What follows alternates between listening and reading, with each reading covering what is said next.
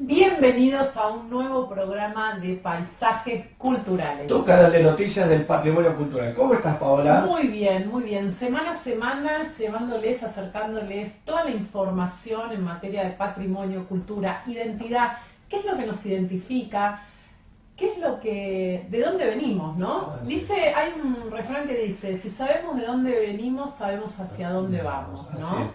Qué importante saber de dónde uno viene para saber dónde vamos, ¿no? Sobre todo en este mes Claudio. y en estos días, que es el 18 de abril, el Día Sí. Internacional de los Monumentos. Ayer fue... Una fecha que propuso el Comité Internacional de Monumentos y Sitios y Comercio Internacional ante la Asamblea General de la UNESCO, y que fue adoptada el 18 de abril sin que sea nada específico, digamos, se tomó el 18 de abril desde el año 1983, lo celebramos todos los días con la idea de concientizar, difundir, promover, reflexionar sobre el patrimonio, además en el mes del paisaje. Así que en abril es un mes con muchas cosas. Y nosotros desde acá también, bueno, y hoy nos visita una joven muy linda, joven, entusiasmada, apasionada por lo que es la historia, el arte, la cultura, y verdaderamente es un lindo mensaje para las generaciones jóvenes, las que nos van a ir reemplazando, de tomar la posta en esto, ¿no? De que, como se dice, no se puede cuidar lo que no se conoce, ni amar lo que no se conoce. Y ella es Camila Pomar Noaco, historiadora del arte y gestora cultural por la Universidad del Salvador, que nos visita hoy en el estudio. Así es, le agradecemos que venga aquí a los estudios de Demos Radiovisual. Vamos a hablar con ella porque ustedes saben que una de las líneas que nos hemos propuesto es estar el patrimonio, ¿no?, con la gente y sobre todo las nuevas generaciones. Así que tenemos un excelente libro que acaba de editar, de publicar, en algo que no hay mucho para ver, así que ahora la vamos a estar entrevistando. Si te parece, repasamos la línea de comunicación de Paisajes Culturales. Dale. El 76252520 y todas las redes sociales que había así por haber, digamos, las más importantes, Facebook, Twitter, y nuestro canal exclusivo de YouTube, que pueden ver este programa y todos los anteriores y volver a verlos, porque a veces uno se queda con ganas de volver a escuchar, como nosotros decimos, a nuestros actores principales, que es nuestro invitado, ¿no? Así es. Si te parece, vamos rapidito antes de la entrevista a repasar la agenda que tenemos, que es una agenda bastante cargadita, y detenernos en 2 o 3 perlitas que realmente van a suceder. Como contábamos, ¿no?, el 18 de abril y el mes del paisaje, hay cosas realmente muy interesantes. Bueno, aquí, ¿no?, si bien esto pasó porque fue el 18 de abril, digamos que es esto es el Comité Científico Internacional de Paisajes Culturales, hizo 2 webinars. El primero, uno a nivel internacional y otro a nivel local, la escuchamos el otro día a Ana Vascura precisamente, pero la idea es que ustedes puedan entrar en los canales de YouTube y volver a verlo, ¿no? Entonces por eso lo ponemos, porque realmente son 3 casos muy emblemáticos que hablan de cambio climático y, como decía Alfredo Conti, en este caso la frase es: el patrimonio cambia, como un juego de palabras, también porque está en inglés, ¿no? Cambia el patrimonio, pero también nos da la oportunidad de cambiar, ¿no? Es decir, ahí tienen la sede de la CARP en la isla Martín García, que este 24 se inaugura. Vamos a tener imágenes exclusivas para ustedes. La CARP, bueno, vamos a aclarar, es la Comisión Evaluadora del Comisión Administradora del Río de la Plata, del Río de la Plata, que compartimos con los uruguayos, el río porque nos las une. aguas y la isla nos unen. Exactamente. Muy bien, seguimos con la agenda. Y concomitantemente el premio LAIL, que entrega la Fundación Museo de La Plata, el Museo de Ciencias Naturales, ahí en el Bosque Platense. Ahí vamos a estar. Ahí el vamos sábado vamos con las cámaras de Paisajes Culturales para después acercarles lo que pasó, lo que sucedió. Así es. A una figura como Teresa Anchorena, que va a ser premiada el sábado. Así es. Bueno, recordaba Ana Vascura el primer Congreso Nacional de Paisajismo. Esto es 20, 21 y 22 de abril. Hay que inscribirse simplemente ingresando al sitio. El CICOP cumple 30 años. Sí. Hay muchas instituciones que cumplen años redondos, digamos. Así que los que terminaron el 13 les dio por hacer instituciones. Lo vamos a festejar el 11 de mayo, ahí en la Pasada de las Luces, que sucede. Obviamente vamos a estar ahí acompañando a muchísima gente que ha estado en este programa y seguramente va a estar. Bueno, y lo que les comentaba después, hasta mayo está lo del premio del paisaje, que nos contaba Antonio Yuela, se pueden anotar, sobre todo las escuelas del paisaje, esto es lo más interesante, y el Congreso Internacional de IFLA, ¿no? La Federación Internacional de Arquitectos Paisajistas. Que Virginia Laboranti estuvo acá también el programa pasado. Así es.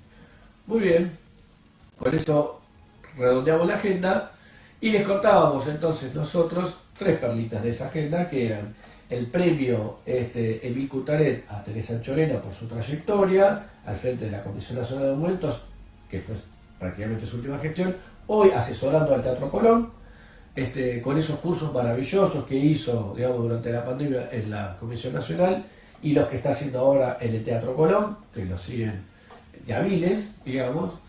¿Cómo la recuerdan a Teresa? Me he cruzado con gente que no es de la arquitectura, no es del patrimonio, es como decimos un ciudadano, y qué referente que es, de la lo que es la cultura. Y sobre todo en esa idea de, en plena pandemia, llevar el patrimonio a cada una de las casas a través de esos cursos fabulosos, con todos los asesores que tenía la Comisión Nacional en su momento. Muy bien. No sé cuántas visitas.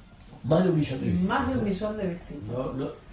Una cosa que en el ámbito patrimonial nunca había sucedido. Bien, felicitaciones para ella. Bien merecido ese premio. Bueno, el premio La Ile también, la Fundación Museo de la Plata entrega sus premios a tanto personalidades como organizaciones destacadas, vinculadas al museo, a las ciencias naturales, obviamente, en aquel museo que es Monumento Histórico Nacional, también, en el cual vamos a recorrer, y vamos a tener en exclusiva la palabra de la doctora María Marta Reca, hablando del documental de La Nubia de la Plata, precisamente mostrándoles a ustedes en el Museo de la Plata cómo están esos fragmentos que trajeron de Nubia en el año 60 de Abraham Rosenwasser y están expuestos en el Museo de Ciencias Naturales de La Plata. Ahí está el documental. Bien. Lo pueden ver, lo pueden descargar, hay una plataforma que lo tiene, una plataforma de documentales, simplemente escanean el código QR o nos preguntan a nosotros y con todo gusto lo hacemos. Un documental imperdible, muy bien hecho, muy bien armado, recomendable. Muy bien, ahora sí. La volvemos a presentar. Sí, Ella es bueno. Camila Pomar Noaco, historiadora del arte y gestora cultural de la Universidad del Salvador. Autora del libro Magnificencia y Esplendor, miren Mueble y Decoración en la Buenos Aires de Oro. Así, se lo vamos a mostrar acá en detalle, a ver si... Ahí vamos. Está disponible digitalmente. Así es. Y bueno, también es arrancar, ¿no? Hoy por hoy los jóvenes arrancan de forma digital y obviamente el sueño es que esto llegue a las librerías, a todo el país y al mundo, ¿no? Bueno, primero le vamos a dar los buenos días, que está acá, esperándonos. Buenos días, muchas gracias Camila por estar aquí en Radio Demos con nosotros aquí en Paisajes Culturales. Bueno, Claudio, Paola, gracias a ustedes por invitarme. Muy bien. Contanos, mira, estuviste en la Universidad de El Salvador, nosotros nos cruzamos felizmente cuando se hizo lo de Villa Perdón, Campo. Claudio, agrego, y es docente, actualmente docente. es docente. Yo la presenté, me quedé con historiadora del arte y gestora, pero es docente. Cosa que también en los jóvenes es una forma de ir llegando a los que se van formando, ¿no es y cierto? también devolver un poco todo lo que me dieron. A mí, al menos los profesores me apoyaron muchísimo, me siguen acompañando y tengo la suerte de decir que no son profesores, que son amigos, mentores, que son familia. Así que intentar también inculcar eso, ¿no? En las que siguen. Devolver lo que uno ha recibido, ¿no? Multiplicarlo, ¿no? Evidentemente, seguramente las personas han encontrado en ella también alguien que puede multiplicar. Terreno fértil. Exactamente. Bueno, hablábamos esto de que nos hemos cruzado felizmente en Villa Campo, con motivo de los 50 años de la Convención del Patrimonio Mundial, y Camila nos trajo este libro que le acabamos de mostrar, que realmente nos causó mucha sorpresa, un buen impacto, precisamente Camila, porque de esto no hay mucho, ¿verdad? No hay nada. A excepción de lo que es el periodo colonial sobre lo que son artes decorativas, en nuestro campo no hay. De hecho, yo siempre cito lo de las palabras de Adolfo Luis Rivera cuando hizo el prólogo, la primera edición del libro de Sara Bonkiel y Virginia Cariño, que dice, en nuestro ámbito parece que las artes decorativas son algo al que no ha despertado interés alguno a nuestros historiadores, y lamentablemente es cierto, no hay. Ahora quizás en el último tiempo se puede ver un poco más de interés en lo que es el movimiento moderno, pero que es abordado desde el diseño industrial, lo cual para mí es un poco discutible. Tomás Maldonado, con las cosas que decían y que, digamos, son las que se toman, lo contradice, pero bueno, la verdad es que no hay. Y bueno, apasionada de las artes decorativas, desde que empecé la carrera, sabía que quería hacerlo. Bien. Y también desde ya, no soy quizás no soy una eminencia, pero al menos es un punto de partida y hay un camino allanado para quienes tengan interés en la temática. Hay ya una base que no había. Mi intención era eso. Muy bien, lo que nosotros llamamos el vacío cognitivo, ¿no? Es decir, algo que no existía precisamente, y de lo cual, digamos, cuando uno va a buscar, realmente esto es lo que yo rescato de este libro. Ahora vamos a pasar algunas imágenes, vamos a hablar de tu presentación, pero a ver si lo puedo abrir y lo puedo mostrar por aquí. Ahora vamos a ver algunas imágenes en detalle, si hemos extraído algunas, pero hay imágenes de toda clase y tipo. Vamos a ir después desgranándolo, pero realmente una investigación, ¿cuánto tiempo lleva hacer esto, por ejemplo? ¿Cuánto tiempo te llevó? Bueno, yo estuve 2 años en el proyecto en sí. En realidad, claramente empecé a estudiar artes decorativas y sobre el tema antes de que empecé. Tuve suerte de tener profesoras maravillosas, a Rodríguez Javarini, a Phil Malhart también. Bueno, me han llevado a tomar clases con Juan Gandulia, que parece que estaba retirado. Sí, sí. Bueno, tuve buenos formadores, Alberto De Caro, que también me ayudó muchísimo. Así que desde un primer momento, la realidad es que para hacer eso primero también tenés que saber lo que pasaba en el resto del mundo. Y bueno, con lo que ya sabía, empezamos en lo que vendría a ser mi último año de carrera, en realidad en vacaciones antes de comenzar, pero yo lo tenía en mente, y decidí extenderme un año más para poder hacer la investigación y tener tiempo también de editar todo a modo de libro. Te tomaste ese tiempo, digamos, ¿no? Es decir, sabiendo cuando... Sí. Por eso, ¿no? A veces las carreras también es un poco lo que hablábamos con lo que vemos en los jóvenes, que son carreras como personalizadas, es decir, cuando vos sabés lo que querés, por ahí te tenés que tomar un año más, un año menos, o irte y extender sobre para tener claro a dónde querés llegar. Así es. Muy bien. De hecho, bueno, la cultura francesa es algo que te atrapa seguramente, y en la cual, bueno, hemos tenido mucha influencia. ¿Cómo lograste, en qué actores te acercaste para nutrirte también de esta investigación? Bueno, mucho. La verdad es que del libro, un 90% del contenido tiene vinculación con Francia. Así que, por un lado, quien me ha ayudado muchísimo, y de hecho es quien escribió el prólogo, es Emmanuel de Saint-César, que, bueno, él, como también parte de familia de los Ruines, a partir de su matrimonio con Tomás, es en cierto punto heredero tanto de la cultura francesa en sí, como también de la aristocracia que fundó todo lo que está prácticamente en el libro no abordado. Así que él me ayudó muchísimo con sus relatos, con todas las historias que sabía. Es una persona con la genealogía de todas las familias en mente andando, sabe mucho de todo.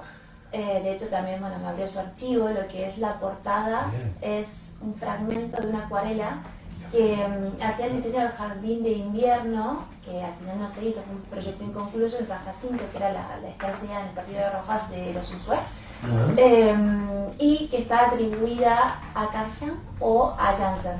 No tenían la sabe el dato exacto, pero bueno, es una acuarela que encontró revolviendo libros para ayudarme, y me la van a decir, tiene que ir a la portada, porque es divina, no sale de ningún lado, y es como una ingresa a... O sea, arrancamos con un incurable, un muy buen informante clave. Arrancamos muy con algo inédito, ¿no? Muy bien, eso es. Arrancamos bien, y después, bueno, Laurent Waxman, que es el presidente del Consejo Consular francés, también me ayudó muchísimo. Así que bien, buena bien. asesoría. Ahora, mientras le pedimos a Rodolfo que nos muestre imágenes de las dos presentaciones que hiciste ahí en el Fernández Blanco y también en Cancillería, nos vamos a meter un poquitito en el contenido también, ¿no? Es decir, en principio el libro está estructurado con una frase, digamos, un capítulo que se llama El Salón Dorado, un poco evocando e invocando, diría yo también, a Manuel Mujica Lainez, digamos, describiendo esa Buenos Aires, ¿no? Pero no de los 20 o de los 30 cuando ya está en su esplendor, sino también un poquitito para atrás, ¿no?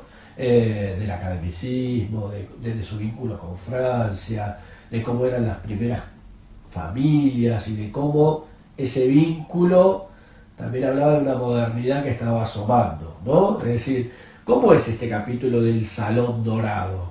Bueno, creo que es quizás el capítulo más interesante en el sentido que es el que tiene un abordaje más original en cuanto a lo teórico y conceptual. Intentar hacer una conceptualización de la materia. Bien. Por lo pronto, en este capítulo se introducen no solamente los estilos que estuvieron en boga, cómo se fueron introduciendo en Buenos Aires, cómo se fueron difundiendo desde, en realidad, tiempos metropolitanos independentistas, que es cuando se empieza a dejar de lado el mueble colonial y empiezan a aparecer los primeros muebles neoclásicos.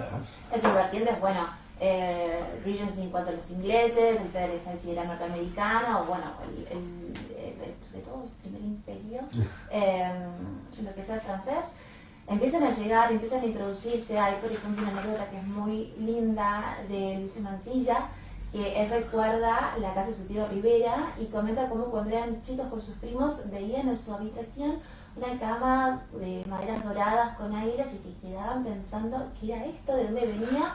Dice, solamente una vez hecho hombre hecho y derecho me vine a enterar que esto era el imperio y que venía de Francia. Entonces, ¿cómo es que empiezan a introducirse en esa época que no era lo más común, pero que empiezan a aparecer? Después en el 1830 aparecen mucho en las pinturas, por ejemplo en Pellegrini.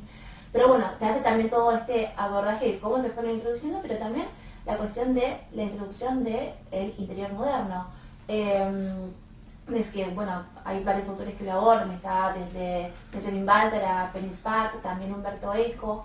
Entonces hablan de este espacio donde no solamente se buscaba la comodidad, sino que también el asentar los valores individuales dentro de la sociedad, la cuestión familiar, el rol de la mujer, del hombre, y también la personalidad. Y cómo va esto a lo que es la construcción de la persona, pero también a ser la persona, digamos, en sociedad, cómo a través de la decoración de las residencias se usó, yo digo, a la manera de Luis XIV, las artes para hacer el posicionamiento del país, presentarse como los reyes de plata, y todo lo que tenía también las cuestiones. ¿Por qué digamos, una habitación de tal estilo u otro? Porque esta mezcla, los debates en torno al rastacuerismo, también tomar para la justificación, ¿no? No solamente relatos de época, investigaciones y demás, sino también obras literarias. Claro, porque era el contexto. Marcar el estatus. Claro. Yo recuerdo cuando nosotros estábamos, digamos, en la Comisión de Seguimiento del Molino, y estábamos viendo cómo Janot había pensado, digamos, ese lugar. Un poco la idea o el concepto, lo vinculo con lo que estás comentando vos, es la idea de un escenario, ¿no? De montar, porque habían encontrado cosas que no eran tan nobles todas, digamos, los materiales, estoy hablando de los materiales, pero en la composición, que es un poco lo que me interesa y que me parece que este libro lo pone muy bien de relieve, es la idea de mostrar a partir de las artes decorativas cómo yo podía componer una escena en donde me podía presentar, ¿no? Este es un poco lo que el libro desmenuza pedacito por pedacito, ¿verdad? Es el momento en que las artes son teatrales, por así decirlo. Hacen toda una escenografía para hacerse, digamos, para hacer a sus hacedores luchirse en sociedad y frente al mundo. Bien. Porque era mostrar al país como potencia. Bien. O sea, ahí y acá se logró. Y se logró, digamos, evidentemente, ¿no? Fíjate que después de lo que es el Salón Dorado, esta introducción que vos haces, también vienen las maisons, ¿no? Es decir, todas aquellas, aquí conocidas como mansiones, que, bueno, vos le das uno por uno, ¿no? Los destacás uno por uno. Sí. Contanos alguno de esos. Bueno, ahí tenemos algunas imágenes de tu libro, ¿sí? Sí, justo el índice. Lo que intenté hacer en ese capítulo es hacer un relevamiento de las principales casas decoradoras que estuvieron activas en Buenos Aires. Claramente la mayoría fueron de legado francés. Otras tantas fueron fundadas acá por franceses inmigrados.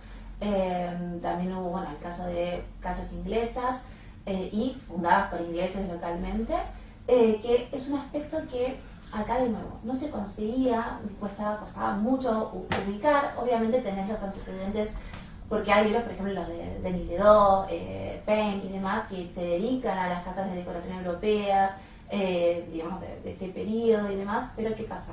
En Argentina, por un lado, acceder a esos libros tenés la barrera idiomática, porque la mayoría está en francés. Por otra parte tenés el costo, porque son libros que no encontrás en bibliotecas públicas, tenés que importar por tu cuenta y no bajan los $250. Hay muchos, digamos, factores que hacen que no llegue la información. Sea difícil. Claro, hay barreras. Entonces, ¿qué pasa? Sea difícil encontrarlos y acceder, ¿no? Claro, entonces eso aísla lo que hace que lo que no se conozca no se pueda difundir, no se pueda apreciar, hay un vacío. Entonces, bueno, fue recuperar eso e intentar recuperar también toda la parte de lo que estuvieron, digamos, en su historia acá en el Río de la Plata. Un caso que es muy lindo, que la verdad que me gustó mucho haber llegado, es el caso de Krieger, que es una casa parisina fundada por alemanes, parisina, que tuvo cierta presencia en Argentina. ¿Y qué ocurría? En Buenos Aires no encontraban lo que era referencias históricas, una casa completamente decorada por ellos, pero sin muebles. Pero sí había una casa completamente decorada, que es el Palacio Ferreira, hace un par de años subastados por Sotheby's, que ahora en Córdoba hay un museo.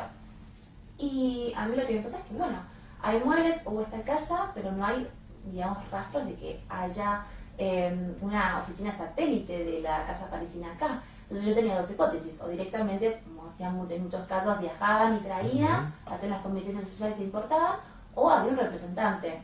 No lograba hallar con el vínculo, claro. Sí, y resulta que, bueno, el Museo de Artes Decorativas de Montevideo, que es el Palacio Artista Aranco, fue decorado por esta casa.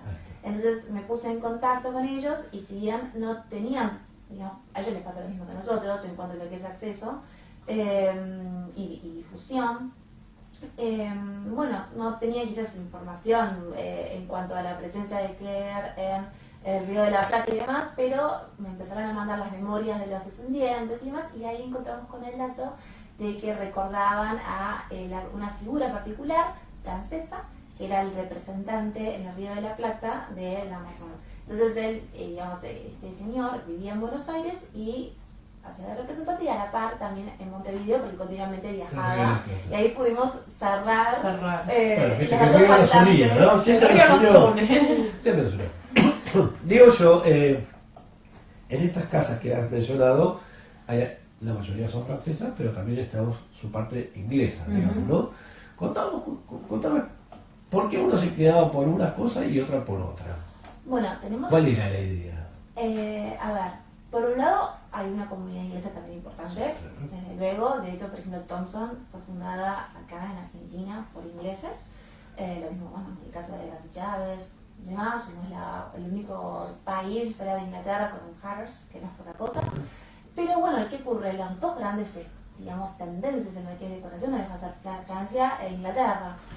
Si hay alguien que es líder en decoración, por ejemplo, de comedores, es Inglaterra en contraste con Francia. De hecho, no por nada Francia tardó mucho en incorporar la mesa propiamente de banquetes, eso era la mesa de taburete. Por eso a la francesa con el mantel que venía a tapar todo. Así que siempre una predilección, por ejemplo, para esos estilos. Pero ¿qué pasa? Que esto sobre todo se desmenuza en lo que es el segundo capítulo. Uno iba en una residencia, te encontrás con que hay salas de distintos estilos. Puedes encontrarte con una salita de recibo Luis XVI, Luis XV, y de repente un comedor con un estilo mucho más varonil, más fuerte, más masculino. Y generalmente, bueno, de los estilos franceses renacentistas, Francisco I, demás, hasta lo sumo un Luis XIV, o ingleses. Era un ambiente mucho más sobrio, porque también era el espacio de referencia del hombre, ¿no? El gran anfitrión, era un espacio mucho más de presencia mucho más fuerte. Entonces siempre se adoptaron los estilos según también esta cuestión, ¿no? de la esencia que el ambiente iba a el mensaje que se quería dar, ¿no? Claro. Y la persona que lo iba a habitar. Sí, y acá el tema del rastacuerismo, esto fue acusado muchas veces como una cuestión rastacuera, que bueno, Rubén Darío hizo una nota para La Nación debatiendo en torno a esta cuestión. ¿Y por qué? Porque decían es una combinación de estilos que no es natural, no es que es un chateau del periodo medieval y que fue cambiándose a lo largo del tiempo con las nuevas tendencias. Entonces se acusaba esto de una cuestión de mal tono, y en realidad era algo que también está pasando en Europa, porque este eclecticismo, no solamente en los elementos decorativos de lo que es arquitectura y demás, sino en la adopción de estilos en los ambientes, también ocurría, y la tanto por esta cuestión del interior moderno, de manifestar los roles sociales y sentar la personalidad y demás, sino que también estaba por un lado la influencia de las exposiciones universales, de los museos, las exposiciones universales, también en los que eran los locales comerciales, empezaban a armar los room sets, que era al ambientar los espacios como si fuese una residencia, para hacerlos más amenos al público, que uno pueda visualizar. Puedo ver qué es lo que se lo que es una maqueta electrónica. Entonces, la influencia por ahí. Y por otro lado, los museos que empezaban a hacer también los room sets, las salas según estilo, porque en la revolución industrial hay una profusión de objetos que empiezan a imitar técnicas preciosas, materiales preciosos, de formas mecánicas mucho más económicas. Las artes decorativas se van al declive. Y entonces hay tanto mal gusto imperando, ¿no? En este momento, que los museos intentan, entre otras iniciativas, formar a las personas en lo que vendría a ser el buen tono estético. Claro. Entonces se empiezan a montar salas con un estilo único. Entonces los europeos también empiezan a imitarlo, y los argentinos que van a Europa también lo traen. Entonces no es rastacuarismo, es algo universal. Ajá. Claro, ahí yo recuerdo la presentación que hizo, el trabajo que hizo Fabio Graventini sobre las dos capitales, La Plata y Buenos Aires, que se llamaban Inmigración, digamos, eclecticismo y modernidad. La idea es esta, ¿no? Es decir, en Europa pasaba, se traía desde Europa, pero aquí, como yo siempre digo, en los barcos, parecían como una especie de galera o caja mágica, porque acá parecía de otra manera. Lo vernáculo. ¿No? Es decir, no se adoptaba, sino se adaptaba. Aquí también pasó con esto, vos, que digamos que has indagado no solo en el esplendor, sino en los orígenes. ¿Eso también pasaba ya desde el inicio? Bueno, adaptaciones hay siempre, nunca hay un purismo exacto, porque uno va moldando las propias, digamos, cuestiones. Es algo que también se ve mucho, por ejemplo, en el primer capítulo, cuando uno va a lo que es los contextos. Hay una anécdota que es sobre Lucio Mansilla, que quiso adoptar la tradición de los 4 cuartos. Resulta que en las comidas en Francia, para que no haya 13 comensales, porque bueno, mala suerte, se estilaba a llamar a la figura del 4 cuartos. Entonces, si alguien se demoraba, alguien se sumaba, alguien iba a llevar a una persona extra, iba a llegar tarde, lo que fuese, en todos los vecindarios había un 4 cuartos, que era una persona joven, digamos, de buen aspecto, muy culto, con muchos idiomas, que se lo llamaba para que... Decía de 14. Claro, el número 14. Y lo intentó introducir, pero bueno, no prosperó acá. Entonces siempre hay una cuestión de tire afloje, cosas que se van apropiando y cosas que se van haciendo a lo propio.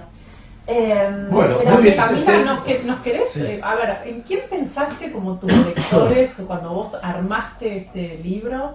¿En qué visualizaste, a quién llegar, ¿no? ¿A quién contarles todo esto? Yo creo que es un libro que llama a todo el mundo, sobre todo si es alguien, digamos, argentino o porteño, porque hace nuestra historia. Es conocer más, bueno, esta cuestión de cómo vamos a progresar si no sabemos quiénes fuimos. Nosotros fuimos esto, fuimos realmente un esplendor. Y hoy en día uno siempre está, digamos, amargado con las situaciones que agobian, y si uno pierde memoria de lo que se alcanzó, más difícil es mejorar. Entonces tener una motivación, ¿no? La verdad es que hay que conocer, tenemos patrimonio que es maravilloso y que se pierde, que no se conoce. En el Museo Udaondo hay piezas que pertenecían a el Palacio de Verano en Pekín, o sea, piezas maravillosas. Tenemos el Museo de Artes Decorativas, hay de banistas mega famosos que trabajan para la corte de Luis XVI, etc. Y que realmente son piezas que quizás valen más que una casa. Entonces la gente quizás no lo aprecia. Porque no lo conoce, porque Claro. no lo sabe. Muy bien. Sí, sí, sí. Vamos. Es como decimos, lo que no se comunica, lo que no se da a conocer, no se puede apreciar, no se puede cuidar y no se puede conservar. Y el legado para los próximos. Lo más importante es que ustedes lo escucharon de boca de una joven que apasionadamente, como son todas las personas que pasan por este programa, pudo concretarlo en un libro. Así que se lo recomendamos fervientemente, felicitaciones. Esto ya ha sido presentado en el Museo Fernández Blanco, en Cancillería, ha tenido su publicación en La Nación. Así que, Camila, muchísimas gracias por estar con nosotros, se nos voló el tiempo. Para comunicarse con ella, pueden hacerlo a través de nuestra línea o googlearla. Hoy en día, si lo buscan en las redes, por ejemplo, LinkedIn, en las profesionales la van a encontrar. Ahí tienen el artículo que hablábamos de La Nación. Así que, Camila, muchísimas gracias, éxitos con la difusión de este libro y, por supuesto, a todos los jóvenes que quieran mostrar su trabajo vinculados al patrimonio y a la cultura, aquí, por supuesto, tienen su espacio en Paisajes Culturales. Bueno, gracias. Gracias. Nos vemos la próxima. Hasta la próxima y gracias a ustedes. Y gracias por seguirnos. Gracias por seguirnos. Followers, como decimos. Muchas gracias. Nos vemos el próximo miércoles, 18 horas, aquí en Demos Radiovisual en Paisajes Culturales. Tu canal de noticias del patrimonio cultural.